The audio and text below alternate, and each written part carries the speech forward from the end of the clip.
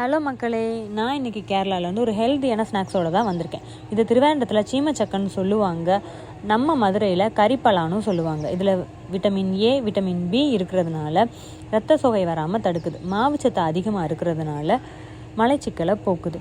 இதை ரெண்டாக கட் பண்ணி இது மாதிரி தோல் சேர்த்து எடுத்துக்கோங்க. நடுவில் இருக்க ஹார்டான பகுதியை தூக்கி போட்டுருங்க.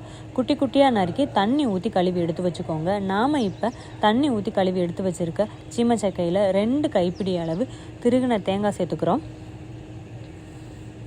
2 டம்ளர் வீதம் தண்ணி ஊற்றி ஸ்டவ்வில் வச்சு ஒரு மூடி போட்டு மூடி வச்சுக்கலாம். ஒரு கொதி வரவும் தேவையான அளவு உப்பு போட்டு அடிப்பிடிக்காத அளவுக்கு கிளறி விடணும். இப்போ 5 நிமிஷம் ஸ்டவ்வை ஸ்லோ ஃப்ளேமில் வச்சுட்டு இது மாதிரி வெந்து வரவும் ஒரு பிளேட்டில் மாற்றி வச்சுக்கலாம். இப்போ ஒரு மிக்சி ஜாரில் 4-5 சின்ன வெங்காயம், காரத்துக்கு தேவையான அளவு பச்சை மிளகா, தேவையான அளவு உப்பு போட்டு கொரன்னு பேஸ்ட் மாதிரி எடுத்துக்கணும். இப்போ நாம் அரைச்சி வச்சுருக்க பேஸ்ட்டில் 2 ஸ்பூன் தேங்காய் எண்ணெய் ஊற்றி கிளறி விடணும். அவ்வளோதான், சூப்பரான ஹெல்த்தி ஸ்நாக்ஸ் ரெடி ஆயிடுச்சு. இது மாதிரி கேரளா பற்றின இன்ஃபர்மேஷனுக்கு என்னோடய பேஜை ஃபாலோ பண்ணிக்கோங்க. அப்போ டாடா, பை பை.